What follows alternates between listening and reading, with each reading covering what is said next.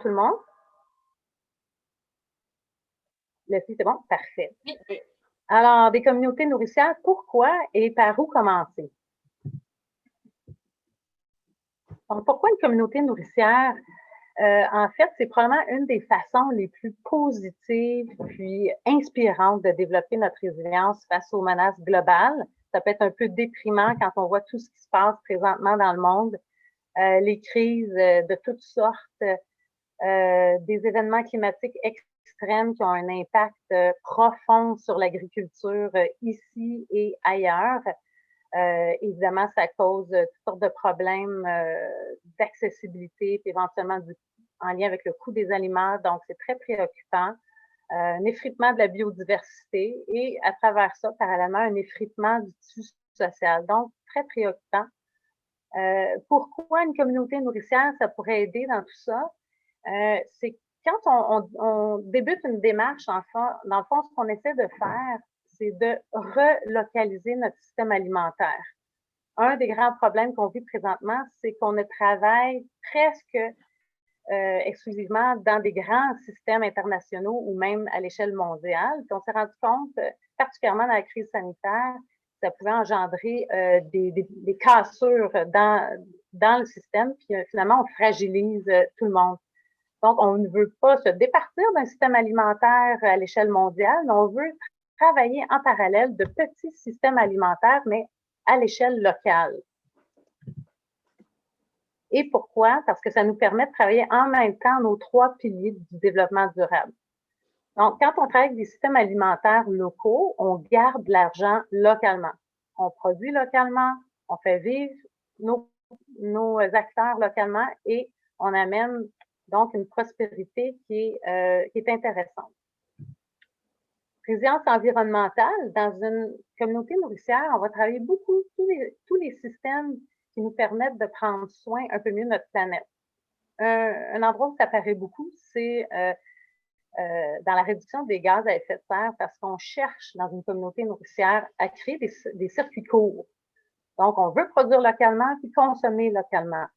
Mais aussi, vous allez voir, dans les ingrédients, on veut s'assurer que tous nos acteurs ont des comportements et des habitudes qui soient le plus éco-responsables possible. Puis, un de ceux-là, c'est l'anti-gaspillage. Donc, on va tendre à mettre sur place des activités qui sont en lien avec l'anti-gaspillage. Et tout ça, quand on prend soin de ces éléments-là, ben, ça crée une résilience sociale. Vous allez voir tous ceux qui vont partir une démarche de communauté nourricière, vous allez voir l'effet d'engouement dans votre communauté. Les gens adorent jardiner ensemble, adorent acheter local, ils aiment tisser des liens de proximité avec leurs producteurs. Donc, ça crée un lien social qui est tangible. Et avec ça, ça crée aussi une identité, ça aide à développer une identité locale, un sentiment d'appartenance. Donc, c'est très riche comme démarche. Alors, il y a plusieurs communautés au Québec qui, de près ou de loin, se sont engagées dans la démarche. Je n'en nomme que quelques-unes, toutes plus différentes les unes que les autres. En commençant en haut par Saint-Bruno-de-Montarville, parce qu'ils sont les premiers à s'être dotés d'une politique de ville nourricière au Québec. Donc, on leur doit, cette reconnaissance-là. Puis on suivi plusieurs autres municipalités. Évidemment, on en a des très grandes, la Ville de Montréal, la Ville de Québec, qui déploient année après année toutes sortes d'actions pour renforcer les systèmes locaux. Mais on pense plus récemment à l'émergence de petites municipalités. Marie-Lise va nous en parler tout à l'heure. Elle accompagne toujours 8 municipalités nourricières à travers l'organisme Eureco, qui, eux, se sont spécialisés dans la mise sur pied de municipalités nourricières de 5 000 habitants et moins. Donc, des démarches intéressantes. Donc, très différents, mais au fond, toutes les municipalités nourricières, ce qu'elles cherchent à faire, c'est la même chose, c'est développer un système alimentaire durable. Alors, qu'est-ce que c'est un système alimentaire durable? Dans le fond, c'est un système qui comprend toutes les étapes du cycle de vie des aliments. Donc, de la production, on se soucie de la production, de la transformation, de la distribution et la vente de ces beaux produits locaux. On se soucie aussi, bien sûr, de la consommation. On veut s'assurer à la fois que nos citoyens ont un accès à ces aliments sains. Fait que toute la notion d'accessibilité physique, géographique, mais aussi la notion d'accessibilité en termes d'équité. On veut s'assurer que personne n'a faim dans notre communauté. Alors, est-ce qu'il y a des banques alimentaires? S'il n'y en a pas, est-ce qu'on n'est pas très loin? Est-ce qu'il y a des cuisines collectives? Est-ce qu'il y a des jardins communautaires? Donc ça, c'est un pan de la consommation qu'on va vouloir regarder plus près. L'autre pan, c'est celui de s'assurer que nos citoyens achètent local. On veut les éduquer, on veut les informer, on veut leur donner des outils pour faciliter l'achat de leurs beaux produits locaux. Puis à travers ça, le dernier élément, et non le moindre, c'est la gestion, la valorisation des déchets. Donc, dans un système alimentaire standard, on s'en préoccupait pas tant, en fait, des déchets. Là, ce qu'on veut faire, c'est qu'on veut s'en préoccuper à toutes les étapes de vie du cycle de ces aliments-là. Autant nos producteurs agricoles, on veut qu'ils se soucient de créer le moins de déchets possible et de les revaloriser aux besoins, mais tous, nos transformateurs, nos épiciers, nos consommateurs, puis on a des organismes locaux, parfois régionaux, qui, eux, vont s'occuper de valoriser en quantité les déchets alimentaires, notamment par la transformation. Alors, on a un bel exemple de ça, là, dont on va en parler tout à l'heure. Alors, au cœur de ça, c'est un réseau de collaboration territoriale. C'est comme ça qu'on va y arriver, c'est en s'assoyant tout le monde ensemble.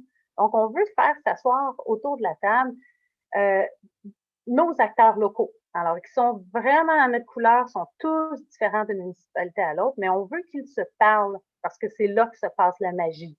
C'est là que les leviers vont s'actionner parce que on va créer des maillages qui bonifient l'action de chacun. Donc, c'est là que ça se passe et ça, c'est la substantifique moelle des projets de communauté nourricière. Ça se passe autour de la table quand les gens se connaissent. C'est une approche qui est très inclusive puis intersectorielle. On veut tout le monde. On veut le privé, on veut le communautaire, on veut le public, on veut les citoyens. Alors, comment on fait? Bien, dans le fond, ce qu'on veut, c'est qu'on veut développer ensemble, puis à l'image de notre municipalité, les ingrédients d'une communauté nourricière. Ça prend la couleur locale.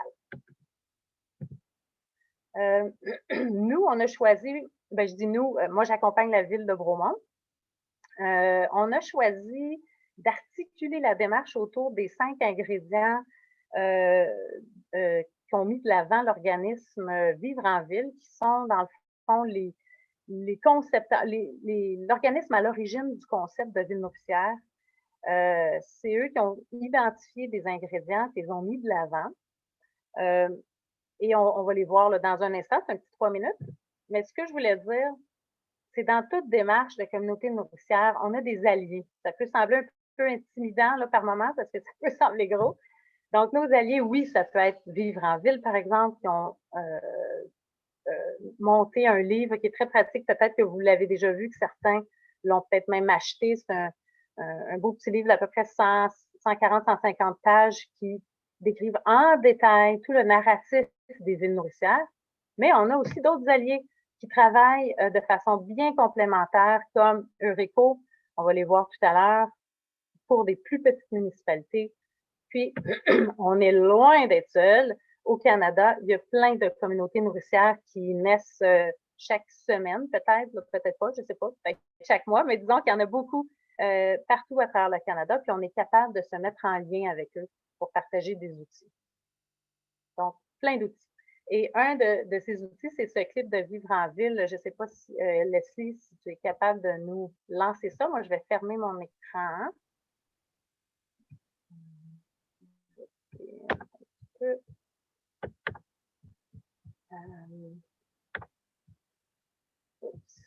pas ça que je voulais faire. Leslie, est-ce que tu es capable d'arrêter? Ah non, je l'ai ici. Parfait. Alors, je pars la petite vidéo. Leslie.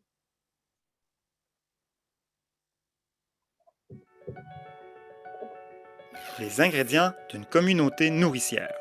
Des communautés partout au Québec se rassemblent autour d'un projet nourricier. Elles mettent en place les ingrédients nécessaires pour créer une recette adaptée à leur réalité. Le premier ingrédient, c'est un territoire productif. Cela signifie de protéger les sols agricoles et la biodiversité, de limiter l'étalement urbain en construisant la ville sur la ville et de valoriser le potentiel de production sur l'ensemble du territoire. Pour y parvenir, les collectivités disposent de nombreux moyens. Dédier des espaces pour l'agriculture de proximité, créer des trames vertes productives entre les villes et les villages, et inclure l'alimentation dans la planification municipale et changer la réglementation en conséquence. L'ingrédient numéro 2, ce sont des entreprises prospères et responsables qui contribuent au développement de la communauté. Pour atteindre cet objectif, il est nécessaire de créer des réseaux de solidarité entre les agriculteurs et les artisans locaux, de produire et transformer de façon responsable grâce à des innovations sociales et technologiques et un soutien financier adéquat. Une fois produits, il faut s'assurer que ces aliments soient réellement disponibles. C'est le troisième ingrédient, un accès amélioré à des aliments de qualité. Différentes stratégies permettent d'y parvenir.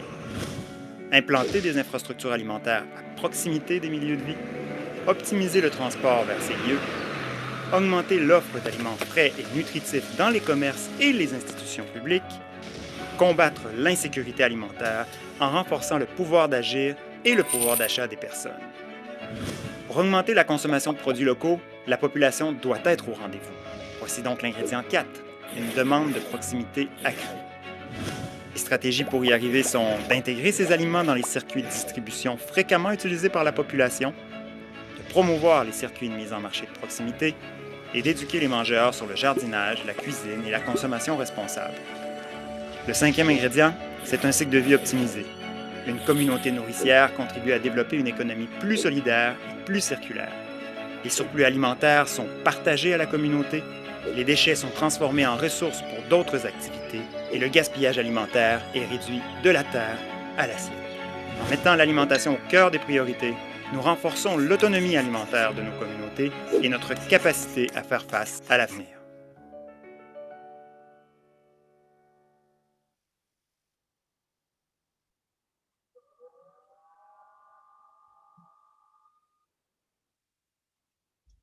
À toi, Caroline. Oui. Leslie, est-ce que tu nous parlais du plan? Oui, oui, pardon. Donc, bien, merci Caroline pour cette mise en bouche. Donc, je vais juste m'assurer que vous voyez en plein écran. Pendant que tu te prépares, Leslie, si je peux juste dire un mot, c'est sûr, quand on regarde un clip comme ça, on a l'impression que ça s'adresse juste aux grandes villes, mais je vous assure que les 5 ingrédients, on peut les mettre à notre sauce. Donc, ne pas s'inquiéter. Oui, puis on va pouvoir en parler un petit peu plus dans quelques instants. Donc, la rencontre d'aujourd'hui, en fait, ça fait partie de la mise en œuvre du nouveau plan stratégique en développement bioalimentaire 2021-2023 du CLD, dont 40% des gens ici en ont pris connaissance. Donc, ce plan, comme vous le voyez ici, met de l'avant un positionnement qui est une MRC nourricière à saveur entrepreneuriale. On peut rappeler en fait que dans Bromiquois, on a un écosystème alimentaire ou un système alimentaire complet avec 1100 entreprises, dont 700 fermes. Donc, dans chacune des municipalités, vous êtes assuré d'avoir, si ce n'est pas des producteurs agricoles, vous avez des transformateurs, des épiceries, des restaurants, des distributeurs. Donc, on retrouve ce type d'entreprise sur tout le territoire. Le nouveau plan stratégique, il s'inscrit dans la continuité des efforts déployés lors de notre première planification, qui était pour les années 2018 à 2020, dans lequel on avait posé déjà plusieurs gestes puis des réalisations concrètes qui avaient permis de consolider, dans le fond, les relations des entreprises avec tous les partenaires de la région. Donc, dans la nouvelle planification, on a choisi de faire un pas en avant, puis d'adopter ce concept-là de système alimentaire durable comme cadre de référence. Ce que ça veut dire, c'est que ça nous a guidés pour développer la vision, les stratégies et les actions prioritaires du nouveau plan. Tout ça pour vous dire que donc la mobilisation des municipalités autour du concept de ville et de village nourricier, c'est vraiment au cœur de la mise en œuvre de la nouvelle planification. Puis à ce sujet-là, j'aimerais permettre à Nathalie, ma collègue Nathalie Grimard, de nous dire quelques mots sur les arrimages avec la gestion du territoire, notamment là, pour la révision du schéma d'aménagement et l'encadrement de l'agriculture urbaine. Donc, oui, j'espère que tout le monde m'entend bien. En fait, effectivement, là, la MRC a débuté les travaux de révision du schéma d'aménagement. Donc, ça fait quand même un certain temps qu'on s'intéresse à cette notion de région nourricière, MRC nourricière. Où dans les 5 ingrédients, ça devient quand même intéressant de concrétiser la chose. C'est qu'un schéma d'aménagement, c'est l'outil de planification de base qui met la table finalement pour s'assurer qu'il y a des conditions gagnantes pour que la vision de région nourricière puisse percoler à travers le territoire. Alors, au niveau du territoire productif, il faudra veiller là, à ce qu'on assure la pérennité de la vocation agricole. Donc, vraiment voir à une gestion optimale des usages en milieu agricole, puis même par des projets concrets. Tout à l'heure, Leslie parlait de l'artère. C'est une des façons de valoriser certains territoires là, qui étaient moins utilisés de manière dynamique à des fins agricoles par la location de terre par de nouveaux projets et également d'autres projets comme la MRC récemment a fait l'acquisition d'un terrain de 31 hectares dans le canton de Bedford en vue de mettre de l'avant des projets agricoles innovants. Alors, il faut s'assurer collectivement que notre territoire agricole puisse garder tout son dynamisme. Au niveau de l'agriculture urbaine, bien évidemment aussi là, que tant au niveau régional, mais particulièrement au niveau local, c'est de voir aussi si le cadre réglementaire est suffisamment ajusté. Au cours des dernières années, on a vu beaucoup d'évolutions, notamment par de la réglementation pour pouvoir permettre la garde de poules en milieu urbain. Mais au-delà du cadre urbain, il y a aussi à savoir est-ce que notre réglementation pour le territoire agricole en général est adéquate, suffisamment permissive ou même adaptée aux nouveaux types d'agriculture, notamment sur les types de construction, les matériaux qu'on va exiger également, toute la notion de kiosque à la ferme également, l'implantation de serres. Donc, il y a vraiment plusieurs éléments qu'on peut avoir en tête pour s'assurer que tout est mis en place pour faciliter ou favoriser là, ces notions-là. Puis quand on parlait aussi d'accès amélioré à des aliments sains, il y a tous les choix d'aménagement qui sont faits au sein des municipalités, que ce soit pour des nouveaux projets de développement, des nouveaux quartiers, de vraiment avoir une vision à savoir est-ce que les lieux pour se procurer des aliments sains sont à proximité ou à chaque fois, ça nous prend une voiture? Est-ce que ça peut se faire par transport actif? Alors, c'est des éléments aussi qu'on peut avoir en tête. Puis, à la MRC, avec les outils de géomatique, ça nous permet aussi de faire des analyses spatiales. Donc, on a vraiment un portrait clair de quel élément se situe où. Et là, on peut avoir un meilleur tour d'horizon si le système alimentaire dans une municipalité ou à l'échelle de la MRC est adéquat.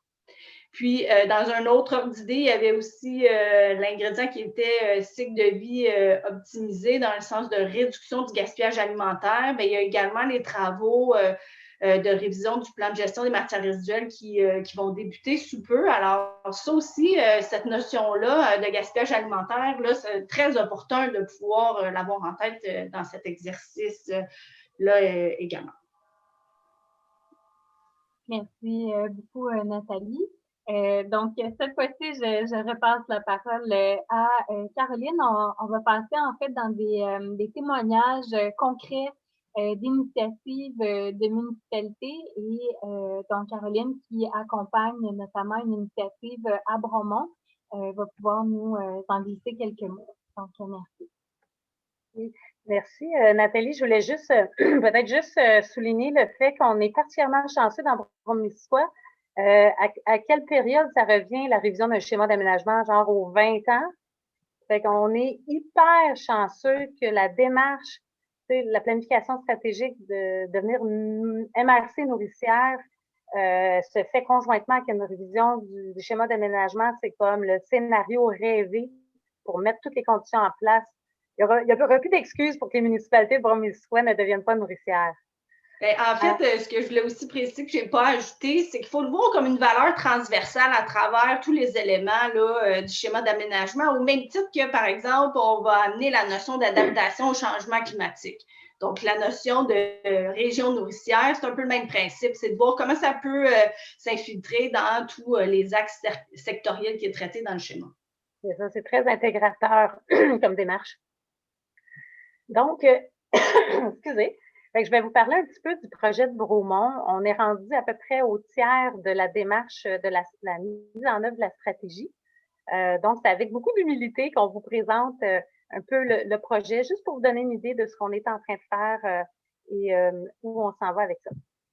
Donc, ça prend place suite cette démarche de ville nourricière, suite au portrait sommaire de l'agriculture et de l'agrotourisme de Bromont, qui a été fait en 2019. C'est l'élu municipal Claire Mayotte qui est en charge du dossier. Elle a travaillé d'arrache-pied avec Leslie et plusieurs producteurs pour faire le tour de la question. Il en est ressorti des enjeux, des recommandations et aussi une meilleure connaissance. En fait, on s'est rendu compte avec surprise que le secteur agricole de Bromont était en plein essor. Donc, ça a piqué la curiosité de l'équipe municipale et des acteurs autour de la table. L'automne dernier, on a communiqué avec moi pour, dans le fond, monter une demande de subvention pour la démarche. À cette époque-là, il n'y avait pas la subvention du MAPAC. On est allé chercher un montant à l'entente sectorielle en bioalimentaire de la Montérégie. Donc, c'est un projet au total de 139 000 $. Ça peut paraître beaucoup. En fait, vous allez voir, Bromont mettait de l'avant et une stratégie et parallèlement des actions aussi. Donc, c'est normal que le budget soit assez élevé. Donc, une subvention de 68 000, presque 69 000 qui a été reçue. L'objectif de tout ça, c'était de concerter les acteurs du bioalimentaire de Bromont autour d'une vision commune. Parce que entre le portrait puis la pandémie et tout ça, on s'est rendu compte, il y a eu comme un petit resserrement de la communauté de Bromont, puis on s'est rendu compte qu'il y avait beaucoup d'initiatives. Donc, l'idée, c'était de se donner une vision commune. Et aussi, un cadre d'action. Dans ce cas-ci, c'était les 5 ingrédients que vous avez vus tout à l'heure, qui allaient guider la mise en valeur de l'agriculture, mais aussi permettre de développer la résilience alimentaire de Bromont. Alors, nous, ce qu'on a fait, dans le fond, c'est, pour simplifier les choses, c'est que pour mettre en œuvre Bromont Ville Nourricière, on s'est carrément basé sur les étapes qui sont proposées par Ville Nourricière dans leur livre. On s'est pas cassé la tête. Et ce qu'on a fait, c'est que dans le temps, nous, c'est un projet qui s'échelonnait sur 16 mois. On a été capable, dans le fond, notre plan d'action, c'était de compléter les 4 premières étapes. Sur 6. Vous allez voir, il y en a 2 autres qui ne pouvaient pas se faire dans le temps, ça va se faire par la suite. Donc, la première, c'est de rassembler les forces vives. C'est pas moi qui invente ça, encore une fois, c'est carrément dans le livre de Vivre en ville. Et puis, comment on y arrive? C'est en créant ce réseau, ce fameux groupe de travail, ce réseau de collaboration sur le territoire. C'est une 12aine de personnes à Bromont, tous dans le fond, des partenaires qui proviennent d'un ou l'autre des secteurs de l'alimentaire. Bien sûr, il y a des citoyens là-dedans, du communautaire, du privé. Et le but de tous les rassembler, c'est de co-créer ensemble la démarche. Et aussi, certains d'entre eux, de ces partenaires, sont porteurs d'actions que vous allez voir juste la diapo d'après. Donc, on a rassemblé les forces vives automne-hiver 2021. Ensuite, là, on est en plein là-dedans présentement, c'est faire le diagnostic du système alimentaire. C'est bien beau monter un plan d'action pour une ville nourricière, mais il faut toujours partir de ce qui est déjà. Alors, ce portrait-là, il est très important. Il permet à la fois de faire un inventaire de toutes les ressources locales, les infrastructures, les ressources humaines, les entreprises, les connaissances, les expertises, le territoire productif. Donc, on fait un inventaire des ressources, mais aussi, on se préoccupe des enjeux. On veut entendre nos partenaires. Qu'est-ce que vous vivez comme défi? Qu'est-ce que vous voyez comme opportunité? Donc, on va arriver au diagnostic, là, fin mai, on y travaille très fort présentement. Prochaine étape, qui va être la suite, qui va donc se développer à partir du diagnostic, c'est la vision. Donc, un projet de ville nourricière, c'est un projet qui est rassembleur et qui part de la communauté. Et cette vision rassembleuse, elle peut se faire si elle est informée, cette vision. Donc, on va bien sûr partager le diagnostic du système alimentaire de Bromont et co-créer avec la population cet automne une vision pour un Bromont plus nourricier.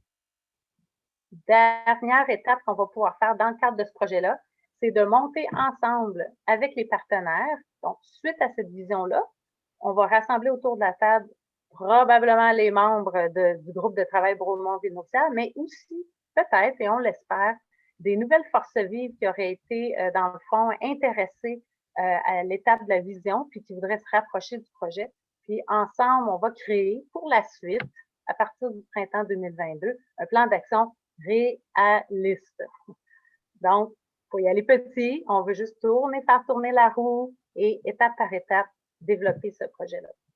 Les deux autres étapes sont nécessaires, mais ça vient après ça. C'est adapter la gestion, planification, réglementation. Ça va être une phase ultérieure avec la municipalité, une fois qu'on va être bien assis dans la stratégie. Puis, la suite, bien sûr, c'est évaluer les résultats, puis faire une mise à jour du plan d'action. Donc, on comprend que c'est pas tout de suite. On a pris un peu la sauce Vivre en ville, puis on a pris un peu la sauce Eureco, qui sont très axés sur le terrain, sur les actions. Donc, en même temps, Bromont travaille sur 4 actions. Donc, la promotion de l'agriculture locale, c'était une des recommandations qui sortait du portrait sommaire de 2019. C'était une des priorités. L'anti-gaspillage. À Bromont, il y a un organisme extraordinaire qui est le Centre Marguerite Dubois, qui s'occupe de la sécurité alimentaire de la population et aussi de l'anti-gaspillage. Et il y a un très beau projet dans ce cadre-ci. Avec les sous, ils ont pu embaucher un cuisinier 25 heures semaine pour transformer 25 000 kilos par année d'aliments invendus, récupérés, revalorisés et distribués à la banque alimentaire. Un agrandissement du jardin communautaire de 50 %. Il y avait déjà 84 jardinets, mais une liste d'attente d'une quarantaine de noms, donc c'était nécessaire de l'agrandir. Et dernière action sur laquelle on travaille, c'est de développer un petit kit d'outils pour les 20 autres municipalités de Bromont-Missisquoi qui aimeraient se lancer dans l'aventure. Donc, on va simplement partager tout ce qu'on aura développé jusqu'à mars 2022. Donc, vous aurez tous nos outils pour faciliter, parce que pour nous, c'est important que Bromont puisse partager cette belle opportunité-là. Alors, concrètement, pour la municipalité, puis Maria, elle est pas loin, Maria Hernandez, qui fait bien partie de cette équipe, et je salue Louis Villeneuve qui nous écoute. Donc, c'est un projet qui, concrètement, pour la municipalité, demande quand même de l'énergie et des ressources. Notamment, je voulais saluer Claire Mayotte, qui n'est pas des nôtres présentement, conseillère municipale, qui est attitrée au projet et qui porte avec beaucoup de brio et d'effort, quelqu'un de très persévérant, qui a réussi à rendre tout conseil municipal intéressé à la démarche. Puis elle est vraiment, c'est quelqu'un qui porte très, très bien le dossier.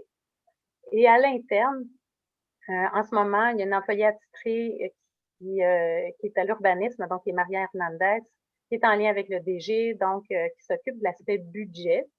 Mais c'est un projet qui est très transversal. Alors, on a eu besoin beaucoup des communications, notamment à l'époque, au moment où on faisait les sondages pour le portrait, de la géomatique aussi pour les cartes du territoire productif, bien sûr, travaux publics. Donc, vous voyez un petit peu. Puis, autre ressource humaine qui est non négligeable, c'est quand même une coordination d'ensemble qui est assurée par une ressource externe, en la personne de moi-même. Donc, je consacre 7 heures par semaine à ce dossier. Je fais tous les liens avec le groupe de travail, les partenaires, toutes les ressources externes et la Ville de Bromont, l'animation des rencontres, puis une partie de la révision du compte. Donc, voilà, ça c'est le petit survol. Désolée d'aller un peu vite parce que je sais que on a des partenaires qui devront quitter un peu plus tôt. Je vais cesser le partage d'écran. Ce que je voulais juste partager avec vous peut-être en cette dernière petite minute, c'est qu'à date, on est, comme je vous le dis, on est rendu au tiers du projet, donc c'est encore nouveau, mais on a pu se rendre compte, on peut voir qu'il y a quand même des facteurs facilitants dans le projet, notamment une volonté politique ferme. C'est vraiment clair Claire Mayotte, et c'est vraiment clair qu'il y a une volonté politique ferme. Ça s'est fait, je dirais, ça s'est bâti tranquillement depuis quelques années, et je pense que ça coule de source maintenant que Bromont a tous les atouts pour mettre en place ce projet-là, puis on sent que l'équipe à l'interne, elle est bien mobilisée. Ce qui est très aidant, c'est l'ancrage de la démarche dans les outils stratégiques de la Ville de Bromont. Le plan de développement durable avait déjà commencé à nommer des actions en lien avec l'agriculture de proximité. Donc, ça s'insère à merveille, puis après, c'est plus facile d'aller chercher des budgets. Donc, ça, c'est un facteur que je vois qui est très important. Puis, deux autres points, la composition du groupe de travail. Ça, c'est de l'or pur que ce groupe de travail, Leslie en fait partie. On a des experts autour de la table, des experts terrain, on a des producteurs agricoles, on a des organismes communautaires, ce sont des gens passionnés, qui sont pleins d'idées, et puis qui co-créent la démarche au fur et à mesure. La démarche, c'est pas une consultante qui la crée, c'est le groupe de travail. Puis je dirais le dernier point qui est, je pense, qui est très aidant dans la démarche actuelle à Bromont, c'est que c'est un peu intimidant, partir un gros projet comme ça. Alors, on est allé d'abord avec la valorisation de tout ce qui était déjà nourricier à Bromont. Ça peut être un peu décourageant des fois pour des organismes ou des entreprises de voir arriver une démarche, puis tu dis, ben, ça fait déjà 10 ans qu'on fait tel truc, puis tandis que là, on a commencé par recenser puis mettre en valeur les belles richesses déjà présentes. Puis, même chose avec les actions qu'on a choisies. C'était des actions qui étaient en mode on appuie ce qui existe déjà. Donc, c'est encourageant pour les organismes ou les entreprises qui travaillent déjà très dur plutôt que de partir quelque chose 100% à neuf. Alors voilà. Puis, dernier point qui est non le moindre, c'est le partage d'expérience. On trouve que c'est très facilitant à date. On a pu le faire avec Eureco, avec quelqu'un de la Gaspésie aussi, qui est en charge d'une démarche très porteuse là-bas. Puis on s'attend et on l'espère pouvoir partager avec vous. On sait qu'il y a déjà des municipalités qui posent des actions concrètes. Alors, on espère poursuivre ces beaux échanges-là. Nous, on est disponibles pour le faire. Alors, merci. Merci beaucoup, Caroline. On va donc poursuivre avec Marie-Lise pour nous témoigner des initiatives de 8 municipalités au Saguenay. Donc, à toi la parole, Marie-Lise. Bonjour à tous, bon après-midi. J'espère que vous allez bien. Donc, j'arrive, finalement, vous aviez bien fait ça. L'ordre du jour, c'est bien pensé. Je peux arriver maintenant avec 8 expériences qui ont été menées au Saguenay, Lac-Saint-Jean par le passé. Donc, déjà, vous pourrez nous poser des questions là, sur vos craintes possibles par rapport à ce type de démarche-là.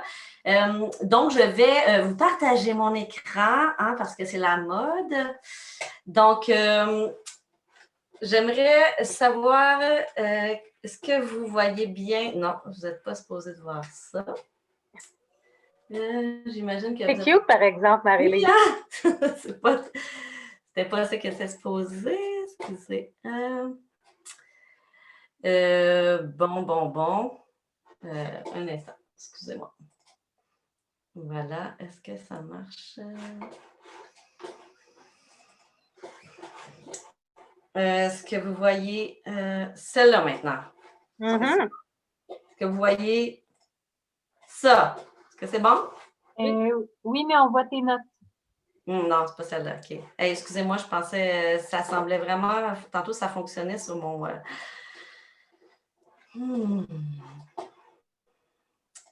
Donc, là, vous voyez mes notes. Donc, ça veut dire que vous êtes. Excusez-moi. Est-ce que vous voulez parler un petit peu pendant que j'arrange ça? Je vais peut-être rappeler que suite à ta présentation, il y aura une période de questions et d'échanges sur ce qu'on va avoir présenté jusqu'à présent. Donc, je vous invite là, à garder vos questions pas très loin. Puis, on aura aussi là, donc Andréane qui va nous dire quelques mots là, avant de se laisser sur l'opportunité de subvention avec le MAPAC. Donc, j'aurais une question pour toi, Suzanne. Ma caméra n'est pas connectée avec vous, pour me demander que le host donne le OK. Ah, OK. Attendez, voilà. Merci. De rien. Donc, ça marche, Marie-Lise, on voit bien la présentation. Bon, ouf! Donc, bonjour, je m'appelle Marie-Lise Chrétien. Je suis actuellement dans la région du Saguenay-Lac-Saint-Jean. Je travaille pour un organisme qui s'appelle Eureco. On travaille principalement sous le grand chapeau de l'environnement. On fait de l'aménagement, de la conservation. On accompagne aussi des événements, quand il y en a et on n'est pas en pandémie, pour faire des événements éco-responsables.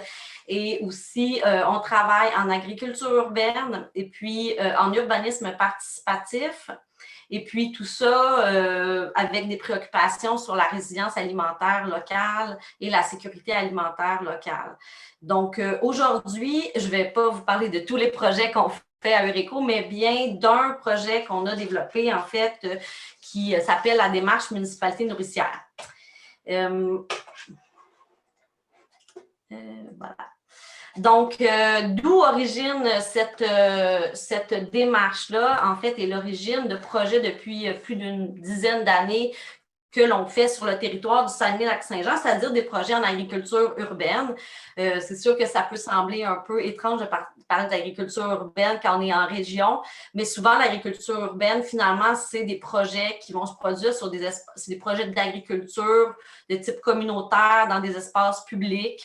Puis, ils vont viser différents objectifs, notamment la sensibilisation, l'éducation à plus de résilience alimentaire, mais aussi à une plus grande consommation là, sur le territoire. Il y a beaucoup de transfert de connaissances entre les générations, puis entre aussi les individus dans nos communautés. Ça a à peu près toutes les qualités du monde, faire l'agriculture urbaine, autant d'un point de vue environnemental que de créer du lien social, que éventuellement peut-être même de développer des petites entreprises. Bref, on avait commencé à travailler et à multiplier ce type de projet-là sur les différents territoires de nos villes et villages au Saguenay-Lac-Saint-Jean. Et puis, on s'est mis aussi à voir que ça se multipliait pas uniquement par nos projets Eureco, mais aussi qu'il y avait plusieurs organismes qui en faisaient, bien sûr dans notre région, mais à travers le Québec. Vous pouvez voir, là, Cultive ta ville, c'est un site où on répertorie les différents projets en agriculture urbaine. Donc, on avait observé qu'il y avait déjà un intérêt pour ça, mais ce qu'on observait aussi, c'est qu'il y avait un problème en termes de pérennité de ces projets-là. Donc, c'est-à-dire, le projet pouvait, par exemple, un jardin collectif était financé pendant 1 ou 2 ou 3 années, puis au bout de 3 années, soit les comités s'essoufflaient ou le financement, finalement, n'était pas renouvelé, puis les projets tombaient à l'eau. Et puis, on se posait la question, ma collègue Émilie et moi-même, mais comment on ferait pour pérenniser ce genre de projet-là? Qui serait ou quelle serait l'institution ou l'organe qui permettrait d'être le bon niveau entre le contact vraiment très précis de l'échelle humaine du quartier, puis aussi qui pourrait continuer à conserver une approche innovante, qui pourrait être proche des citoyens, puis qui en même temps, il pourrait avoir une forme de structure qui permettrait, dans le fond, de pérenniser les projets. Et puis, on s'est dit, en fait, l'échelle municipale, ça serait vraiment une échelle intéressante. Nous, on ne se retrouvait pas dans les approches là, qui avaient été proposées par rapport aux grandes agglomérations parce que nos agglomérations étaient plutôt petites. Je vais vous les présenter tantôt. Ce n'est pas nouveau, c'est à peu près 88% des municipalités au Québec qui sont en bas de 10 000 habitants. Donc, pour nous, on avait besoin d'avoir une approche qui était vraiment plus locale et terrain, puis qui nous parlait là, en termes pour des petites municipalités. Donc, on se disait, bon, pensons à une démarche. Ce qui est, donc, les problématiques qui étaient derrière ça, c'est qu'on cherchait à pérenniser les projets en agriculture urbaine, mais l'agriculture urbaine, en fait, c'est une approche de résilience alimentaire locale. L'agriculture urbaine, ça traite des questions de consommation locale, c'est l'idée de rapprocher du consommateur de la production, c'est aussi de mieux connaître finalement son milieu, mais c'est aussi la gestion des matières résiduelles, puis finalement les différents éléments là, du système dont il a été question au début de la présentation. Donc, on a réussi à convaincre, grâce à 2 financements, 8 municipalités à embarquer dans notre projet de co-construire une démarche. Donc, il y a 4 premières municipalités qui ne savaient pas pantoute dans quoi ils s'embarquaient en 2017 et qui ont décidé qu'on a été cognés à leur porte et on leur a dit « Est-ce que ça vous tente d'embarquer dans notre projet de co-construction d'une démarche pour qu'il y ait plus de résilience alimentaire locale chez vous, pour qu'on crée plus de liens avec les producteurs, qu'on réfléchisse à la gestion de matières résiduelles, qu'on fasse des projets collectifs basés sur une démocratie participative dans vos communautés. » Bon, ils n'ont pas tous dit oui, ils n'ont pas crié « hurrah », là, mais nous, on était vraiment très motivés. Donc, puis en plus, on avait du financement, il faut le dire. Donc, nos premiers cobayes ont subi là, nos expérimentations. Et puis, ça a quand même été plutôt bien. Donc, on a eu une première cohorte de 4 municipalités. Ensuite de ça, on a eu une deuxième cohorte en 2018.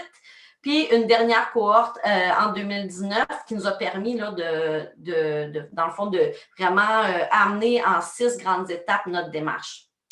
Donc, pourquoi nous, on a choisi les municipalités de 5 000 habitants et moins? Je vous en ai parlé déjà un peu, mais c'est sûr que sur notre territoire, bien, en fait, c'est 42 sur 49 des municipalités qui sont de 5 000 habitants et moins. Notre objectif, c'est sûr qu'on atteint moins de population parce que la majorité de la population habite dans les grandes villes, que ce soit au Saguenay-Lac-Saint-Jean ou ailleurs au Québec.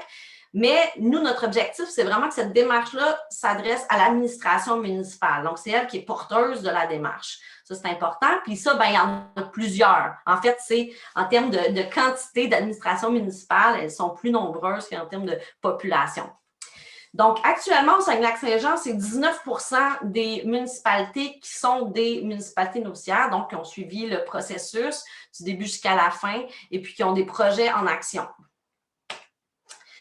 Comme je vous disais tantôt, en fait, c'est à peu près le même portrait qu'on retrouve au Québec, puis c'est à peu près la même chose aussi dans votre MRC.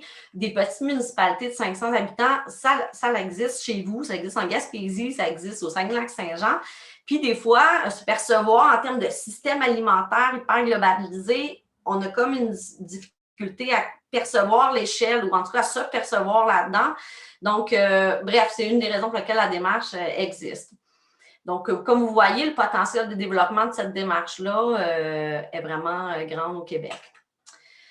Si vous voulez, en fait, comme je vous disais, on a réussi, grâce à la co-construction puis au travail de ces 8 communautés-là, à résumer dans un guide d'accompagnement notre démarche. Vous pouvez avoir accès à ce guide-là, je le mettrai dans le chat plus tard, là. Mais vous pouvez aussi y aller sur le site Internet d'Eureco. Vous allez voir dans la municipalité nourricière, vous allez pouvoir cliquer sur le guide. Puis il y a vraiment l'ensemble du guide avec toutes les étapes sont décrites en profondeur.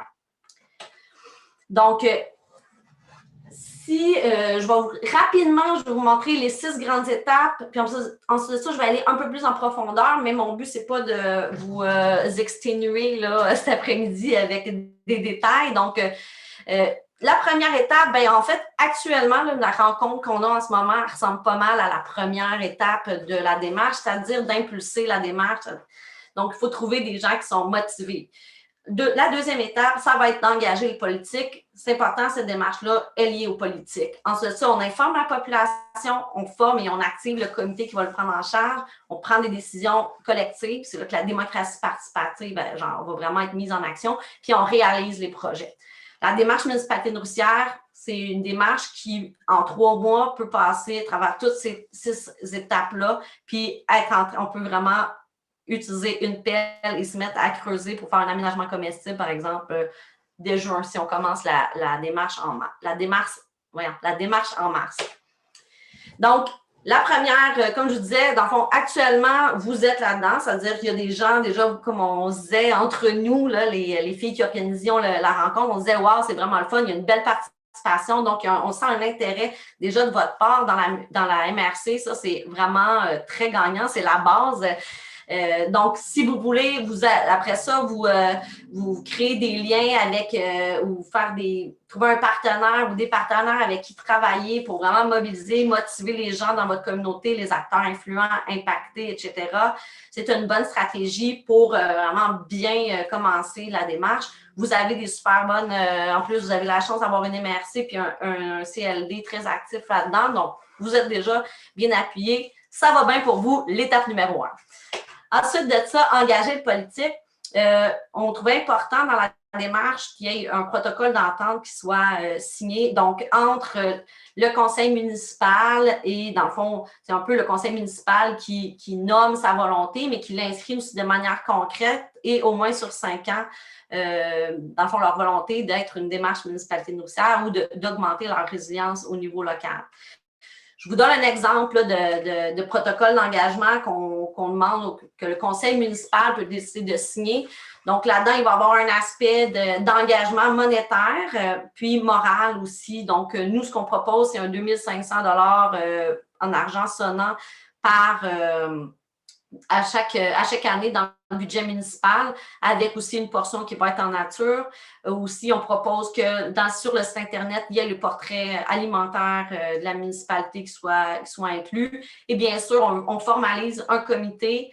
Et puis, on a aussi donc avec un élu qui va être le leader de la démarche. Toutes ces informations-là, bien sûr, se retrouvent dans le guide. Ensuite de ça, donc là, il y a du monde motivé, on a un conseil municipal qui s'est engagé dans la démarche. Maintenant, on va aller voir la population. Donc, la population, c'est autant les clubs que les agriculteurs, les producteurs, que les épiceries, que la station-service, que peu importe, finalement, les acteurs peuvent être directement influents ou impactés par cette démarche-là. Vous allez organiser, avec le petit groupe là, de gens motivés du début, vous allez organiser dans le fond, une séance d'information. Vous allez parler de ce que c'est la démarche municipalité nourricière ou d'une communauté nourricière. Quelles sont vos intentions par rapport à ça? Puis vous allez déjà avoir commencé à préparer un portrait. Je vous le présente ici, ça c'est le portrait, nous, qu'on propose dans notre démarche. C'est une approche très terre-à-terre, si vous voulez. C'est inspiré des grands éléments d'un système alimentaire. On a décidé d'y rajouter la chasse, la pêche et la cueillette parce que, en fait, c'est des éléments importants dans nos communautés rurales ou forestières.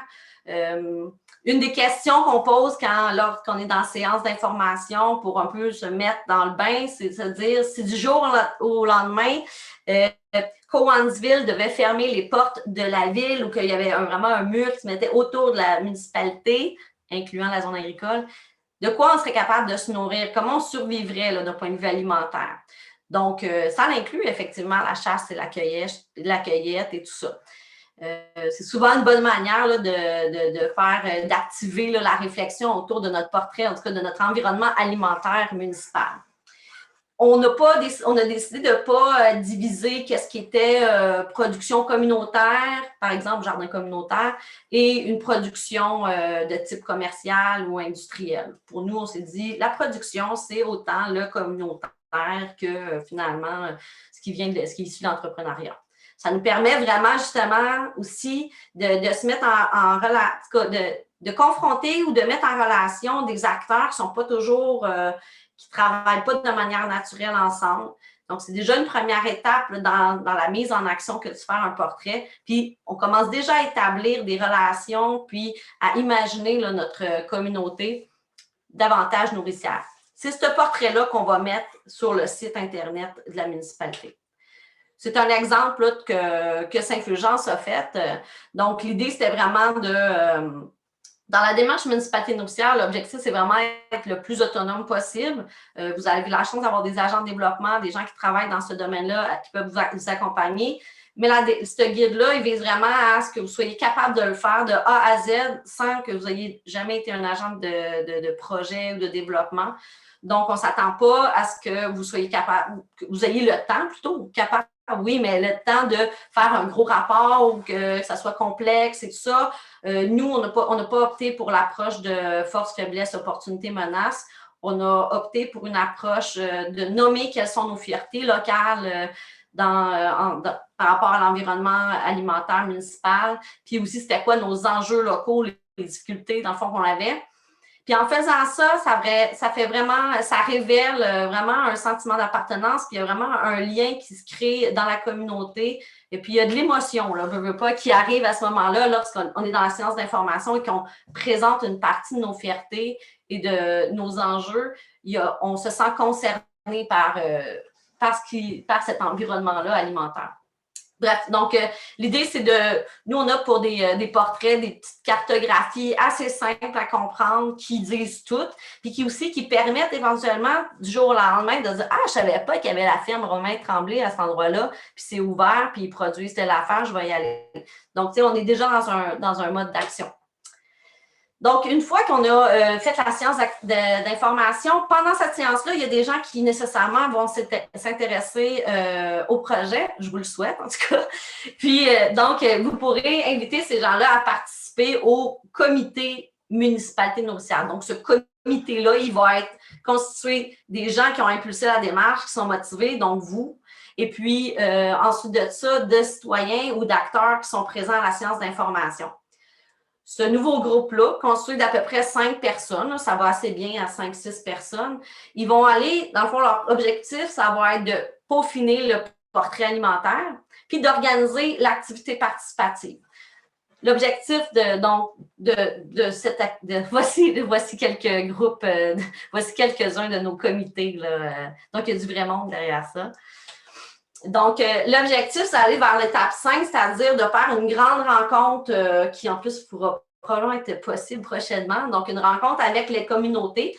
Généralement, nous, quand on préparait ça, il y avait entre 30 et 50 personnes qui participaient lors de ces soirées-là. Ça durait à peu près 2-3 heures. Dans le guide, vous avez vraiment toute la description en détail de comment organiser ces soirées-là.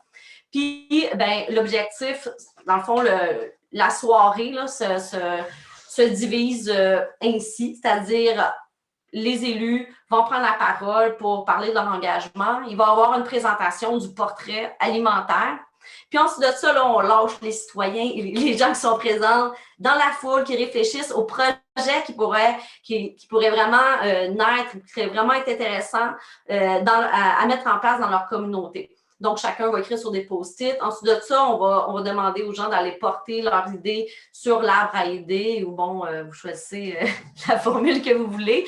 Puis ensuite de ça, on priorise les idées. Donc, généralement, on est capable de regrouper les idées en 2, 3, 4 grandes familles d'idées. Puis suite à ça, on va les prioriser.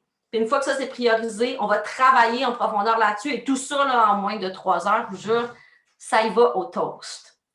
Et finalement, donc, comme je vous dis, il y a les informations dans le guide qui sont disponibles. Ça va jusqu'à choisir les photos de projet. Vous avez vraiment là, le détail en termes de matériel aussi à utiliser. Une semaine avant l'activité, qu'est-ce qu'il faut faire, 2 heures avant l'activité, etc. Et finalement, ben, l'idée, c'est de concrétiser les projets.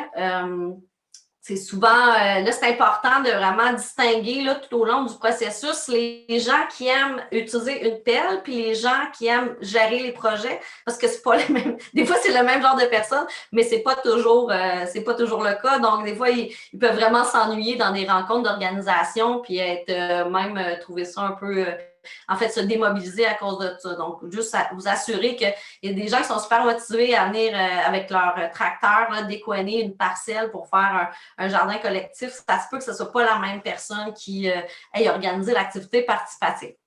Bref, vous n'êtes peut-être pas non plus des gens vous n'êtes peut-être pas des agents de développement ou qui ne faites peut-être pas de la gestion de projet. On vous propose dans ce guide-là aussi une approche là, pour faire des projets, donc passer de la réflexion jusqu'à vraiment l'action. Il y a à peu près, on a calculé, ça prenait 3 rencontres. On s'est inspiré d'un cycle de réalisation de projet qui est issu de la permaculture. Je veux pas, nous, on est un petit peu hippie là, dans le milieu environnemental. Donc, nous, on aimait ça, cette approche-là, parce qu'il y a du développement social, il y a du développement économique, il y a vraiment différents aspects là, qui se retrouvent dans ce cycle-là.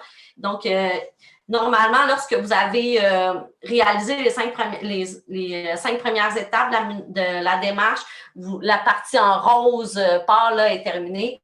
Puis, vous pouvez aller là, dans la partie approfondissement du projet, mise en place du projet. Je terminais en fait la présentation avec différents exemples de projets qui avaient été, qui étaient dans le fond arrivés dans la première cohorte, deuxième et troisième cohorte. Ça, c'est la première cohorte. Les projets qui ont eu lieu, beaucoup étaient des projets de... Regardez, je vais vous donner des petits exemples ici. Donc, on avait Bégin, qui est une municipalité de moins de 1000 habitants, qui, eux, avaient envie de faire un marché fermier. Donc, ça a eu lieu pendant 3 saisons. Il y a eu aussi beaucoup d'ateliers de transfert de connaissances, donc sur vraiment autant de la production que de la transformation des aliments ou tout ça. Donc, ça a été c'est très populaire, là, ces ateliers de formation-là. Je vous dirais que dans à peu près toutes les municipalités, c'est revenu à plusieurs reprises. Ils ont construit une méga forêt nourricière. Ils ont profité, en fait, de la démarche qui avait un aspect de démocratie participative pour inclure un de leurs projets à l'interne, c'est-à-dire un projet d'une place publique artistique dans leur communauté. Puis, on se sont dit, ben profitons de l'aspect justement de consultation pour bonifier le projet. Donc, maintenant, ce que ça a permis, c'est vraiment, ça a généré, déjà, ils ont été capables d'avoir vraiment une grande quantité de subventions suite à ça. Parce que là, le projet a un caractère environnemental, d'éducation, etc., en plus d'être artistique. Donc, ça a permis aussi au conseiller municipal de pousser un de ces projets en validant l'acceptabilité sociale là, de ce projet-là. Sinon, donc sans passer par tous les projets, ce que j'aimerais vous donner comme exemple, Saint-Fulgence, c'est la municipalité dans laquelle j'habite aussi, mais ça n'a rien à voir. On commençait par des marchés fermiers, donc en 2017, et puis plus ça va, plus le comité gagne en maturité, puis c'est normal, en fait, les gens commencent à s'habituer à travailler ensemble, les méthodes de fonctionnement aussi deviennent plus faciles, tout ça. Et donc, on est passé de projets peut-être de type, en guillemets, agriculture urbaine, sur des espaces publics, communautaires, etc. Et puis, l'année passée, on est arrivé avec un projet de cartographier les terres en friche. Je sais que l'Artère le fait, mais nous, ça n'avait pas été fait, c'est pas fait à l'échelle de notre municipalité.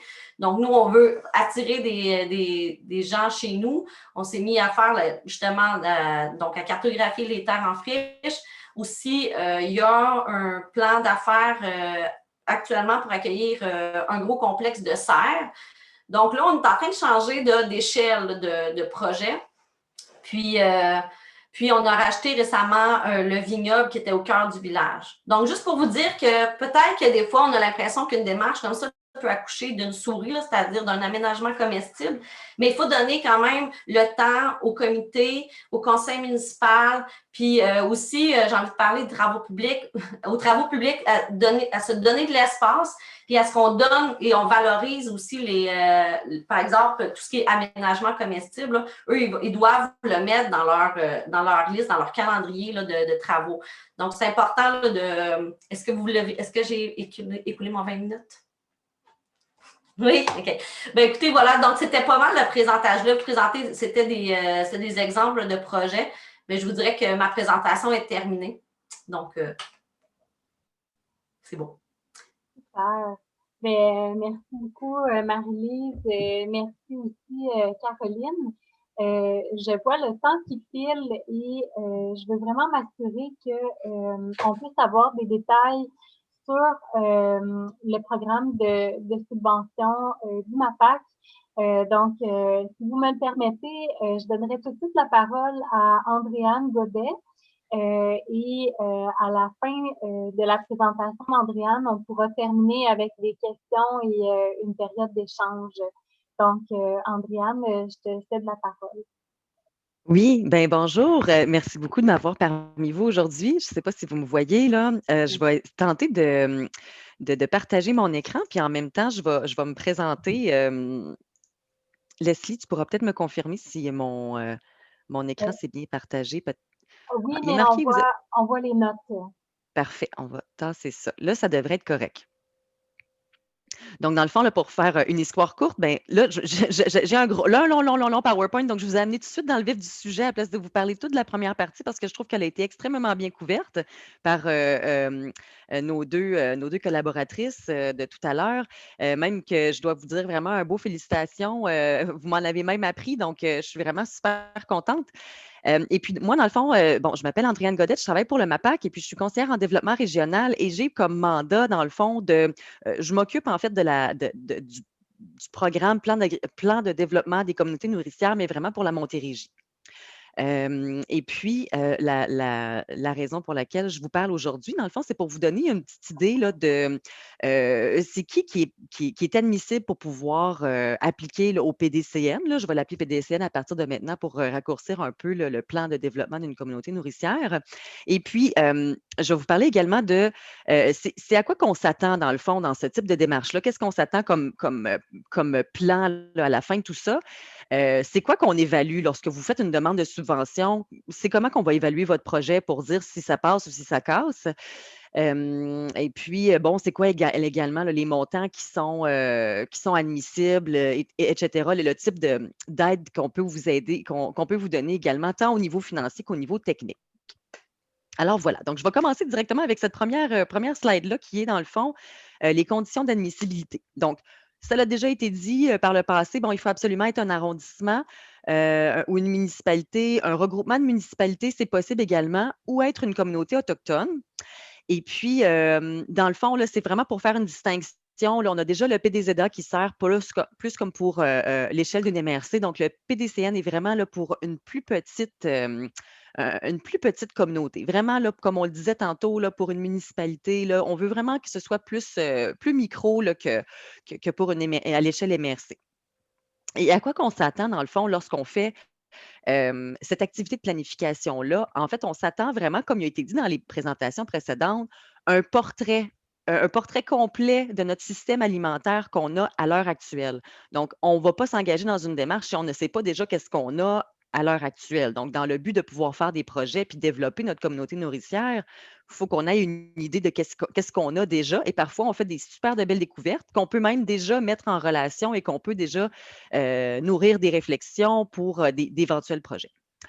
Une fois que ce portrait-là est fait, on vise à avoir un diagnostic. J'ai trouvé ça sympathique tantôt, là, je ne me souviens plus le nom de notre dernière conférencière qui a parlé, nous, on n'a pas fait un FFOM, là, les forces, faiblesses, opportunités, menaces, on a plutôt appelé ça je ne me souviens pas comment vous avez dit ça, là. Les fiertés. Les fiertés et les enjeux. Bon, Ouais, on peut appeler ça. Tu sais, au final, ça revient bon, c'est un peu un concept qui.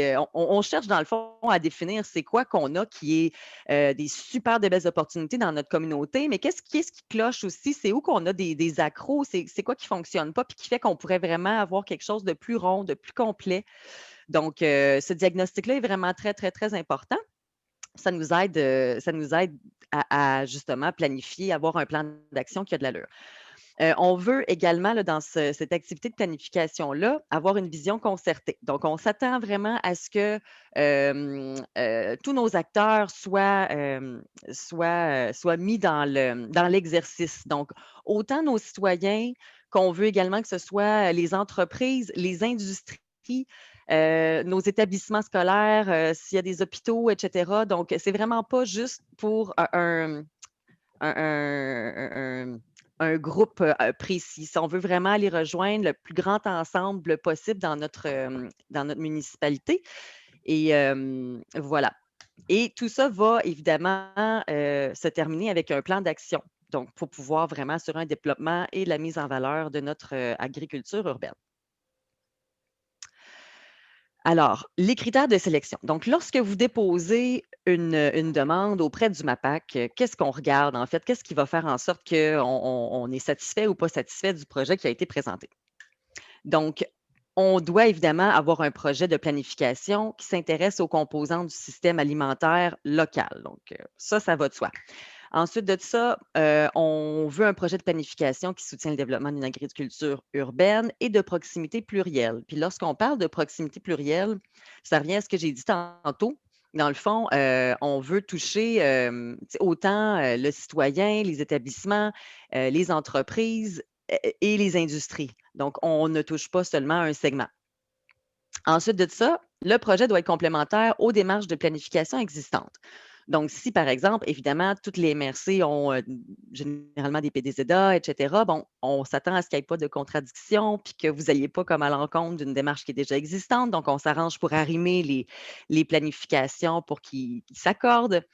Et puis, bon, un autre élément, on veut s'assurer vraiment que votre démarche assure la consultation citoyenne, de la consultation de vos organismes. Donc, on veut vraiment de la participation.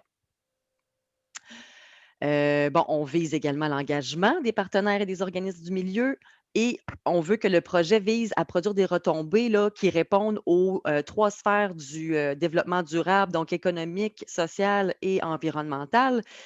Et le projet doit évidemment être faisable sur le plan technique et financier. On va regarder le budget, on va regarder si ça fait du sens, etc. Maintenant, pour ce qui est de ce qu'on donne, nous autres, au MAPAC comme titre d'aide. Bon, la partie financière vous intéresse sûrement, donc je vais commencer avec ça. Le MAPAC peut donner une aide financière qui peut couvrir jusqu'à 50 des dépenses admissibles jusqu'à une concurrence de 40 000 $. Donc, ça, c'est à l'étape actuelle, là, c'est ça qu'on est capable de donner. Et puis, ce qu'on donne, nous, comme aide technique, dans le fond, on a des gens au sein du MAPAC, notamment moi, et j'ai 2 collègues également, là, Evelyne Vouligny et Mélissa, j'oublie son nom de famille, qui vont également accompagner les municipalités qui sont intéressées à faire ce fameux plan-là et qui ont besoin de certaines orientations, là, qui ont besoin d'aide un petit peu pour élaborer leur plan. Et on a en rédaction à l'heure actuelle un guide d'élaboration de PDCN. Donc, on ne l'a pas encore. Il devrait sortir vraiment incessamment. Là, on m'a dit d'ici juin, mais bon, je vais espérer très fort pour que ce soit d'ici juin. Mais du moins, là, vous avez également là, des outils qui vont pouvoir vous aider à faire cette fameuse planification-là. Et puis, j'entendais tout à l'heure la dame qui parlait juste avant moi, qui parlait qu'elle avait, que Eureco, justement, avait un guide d'accompagnement en ligne. Donc, c'est vraiment sympathique de savoir qu'il y a ces outils-là qui sont gratuits et disponibles à votre portée déjà actuellement. Ensuite de ça, ce qui devrait vous intéresser aussi, les dépenses admissibles, en gros, ce sont surtout principalement des salaires, des avantages sociaux pour du personnel de la municipalité qui est impliqué là, dans l'élaboration du PDCN. Également, si par exemple, vous avez des consultants là, qui se joignent à ce projet-là là, pour pouvoir vous aider, vous guider. Là. On a déjà quelques municipalités qui ont déjà appliqué et certaines vont prendre vraiment là, la planification en charge, alors que d'autres vont préférer être accompagnés par un organisme. Donc, ça, c'est vraiment, là, ça dépend de chaque municipalité, c'est vraiment votre propre décision. Bon, ça couvre les frais de communication, l'impression, photocopie, acquisition de données, le soutien technique et professionnel externe, les frais de déplacement, hébergement, repas, les frais de consultation publique, il y en aura sûrement, et tout autre coût directement lié à la démarche de projet pourvu qu'il soit préalablement approuvé par le MAPAC. Alors voilà, il y a mes coordonnées, mais je crois que pour ce qui était de la démarche là, dans Brome-Missisquoi, bon, vous pouvez bien sûr me contacter. Je crois que Leslie voulait peut-être plus comme faire une collection des questions puis me les envoyer par la suite. Leslie, tu me corrigeras si je me trompe, là. Il me semble que c'était comme ça que tu voulais fonctionner. Oui. Oui. Tout à fait. Oui, parfait. Donc, là, j'ai essayé de le faire le plus vite possible. J'ai parlé à une vitesse incroyable. Euh, donc, je ne sais pas si peut-être il y a des questions en lien avec ce que je viens de vous dire. Leslie, tu me diras s'il y a quelqu'un d'autre après moi qui a besoin de parler et qu'on n'a pas le temps pour des questions. Mais sinon, vous avez mes coordonnées, puis ça va me faire plaisir de répondre à vos questions. Oui, donc on aurait le temps là, pour des questions, soit sur les présentations de Caroline, de Marie-Lise, de Nathalie ou de Andréane. Donc, je vois que Julia a une question. Oui, en fait, ma question s'adresserait à Andréane. C'est par rapport à l'aide financière et du technique. Est-ce qu'il y a des dates limites pour déposer les projets, pour réaliser les projets? Merci pour la question. J'avoue que j'en ai pas parlé, puis c'est comme un élément super important. On a déjà eu un appel à projet qui est terminé comme, il me semble que c'était comme janvier ou février. Donc, il n'y en a pas présentement. J'ai eu une rencontre ce matin, donc ça tombait vraiment bien avec le groupe au sein du MAPAC, mais plus au central, qui indiquait qu'il était vraiment en train de planifier le prochain. Donc, je n'ai pas OK. de date, mais ça devrait être au courant de l'été. Encore une fois, je me croise les doigts parce que tout est possible. Il peut y avoir des surprises, mais il y avait vraiment une ambition que ce soit cet été. Donc, c'est sûr que d'ici la fin 2021, là, il devrait en avoir un. OK, génial, merci. Voilà. Alors, on a une question de Mme Linda Graham de Fatim. Bonjour, oui, c'est encore une fois une question pour vous, Madame Godet. Vous avez présenté un diapo où vous avez parlé d'un projet doit répondre, donc il y a plusieurs éléments du projet. Donc, est-ce que cela veut dire que pour déposer un projet, le projet doit toucher tous ces 6 ou 7 points, ou est-ce que ça peut être un projet qui commence vraiment, par exemple, avec la première étape? Je ne suis pas sûre que je comprends exactement là, la question. J'avais parlé là, du portrait, du diagnostic, de la vision concertée, du plan d'action. Est-ce que c'est de ça que vous voulez dire? Donc, pour être admissible, est-ce qu'un projet doit toucher toutes ces étapes-là? Mais en fait, pour être admissible, effectivement, il faut faire partie de la clientèle admissible. Ça, c'est la première étape. Mais la deuxième étape, il faut vraiment que votre projet prenne en considération là, ces 4 éléments-là. Ça, c'est vraiment comme les parties les plus importantes. C'est vraiment, il faut faire un portrait de notre territoire agricole urbain. Donc, par exemple, à Sutton, il faut vraiment que vous soyez en mesure là, de faire un inventaire. Un inventaire complet de ce qu'il y a du système alimentaire sur votre territoire. Mais je crois que Ensuite de ça, c'est ça? Excusez-moi, c'est peut-être pas ça, là, j'ai peut-être pas bien Je compris. crois que la question, c'est de savoir si une municipalité a déjà réalisé un portrait, par exemple, et elle souhaite plutôt faire l'étape de la consultation publique, mais qu'elle a déjà son portrait de fait. Est-ce que c'était ça, Ah, Mme OK. Graham? Ben, en fait, est-ce que c'est bien ça? Oui. Ben, c'est sûr que si vous avez déjà fait des étapes, on ne vous demandera pas de les refaire. Donc, c'est sûr que dans votre demande, il faut le spécifier. Il faut indiquer que, dans le fond, vous aviez déjà une démarche au niveau municipal là, de faire déjà ce fameux inventaire-là et qu'il est réalisé. Donc, vous indiquez les étapes, les prochaines étapes que vous avez l'intention de faire et comment vous comptez vous y prendre. Et puis, donc, évidemment, les coûts risquent de varier aussi en fonction de ce que vous allez avoir à faire, le résiduel qui va rester à faire, mais il n'y a pas de problème pour ça. On en a vu des projets comme ça qui avaient déjà pris une longueur d'avance par le passé. Puis, OK, merci. qui ont Je ajusté pose leur la demande. question parce qu'on a déjà pas mal avancé dans plusieurs étapes. Donc, j'ai voulu m'assurer que ce n'est pas nécessaire qu'on commence vraiment à zéro. Non, exact. Non, non, On a tout à fait. On ne s'attend pas à ça. J'ai travaillé beaucoup, donc c'est plus pour compléter les choses au lieu de faire le début de la démarche. OK, merci. C'est parfait. Je suis d'accord avec vous. On ne recommencera pas à zéro. Tout à fait. Je vois qu'on a une question de M. Drolet, mais je vais peut-être juste poser une petite question. Tu as mentionné, Andréane, que c'est au sein de l'agriculture urbaine. Est-ce qu'on parle ici seulement du périmètre urbain ou la démarche de communauté nourricière peut inclure l'ensemble du territoire de la municipalité? Ah oui, c'est le territoire au complet, là. OK. Donc, pour la suite, d'ici à ce que je vous contacte, peut-être des petites choses que vous pouvez faire ou déjà partager à l'interne, de prendre connaissance du plan stratégique en développement bioalimentaire du CLD pour les années 2021-2023. Je vais vous transmettre le lien vers le guide de RECO. Je vois que Marie-Lise l'a déjà mis dans le chat de la conversation. Mais je vais vous le transmettre là, directement par courriel. Je vais vous faire parvenir aussi le lien vers la publication Ville nourricière de Vivre en Ville, qui est un ouvrage, là, un petit livre très détaillé là, que vous pourrez vous procurer. Et de rester en contact. Donc, je vais faire le suivi auprès de vous. Et je vous invite, dans le fond, à déjà prendre l'habitude lorsque vous valorisez les initiatives de votre territoire, que ce soit vos entreprises ou les démarches en sécurité alimentaire, n'hésitez pas à les présenter comme faisant partie de cette vision-là de municipalité, de communauté nourricière. Donc, je pense que si on utilise un langage commun déjà au niveau de nos médias locaux, médias régionaux, on va commencer à faire circuler ce vocabulaire-là, puis ça va faciliter le travail par la suite. Alors, je vous remercie encore une fois et j'espère que ça fut instructif et pertinent pour vous. Donc, merci puis une bonne fin de journée.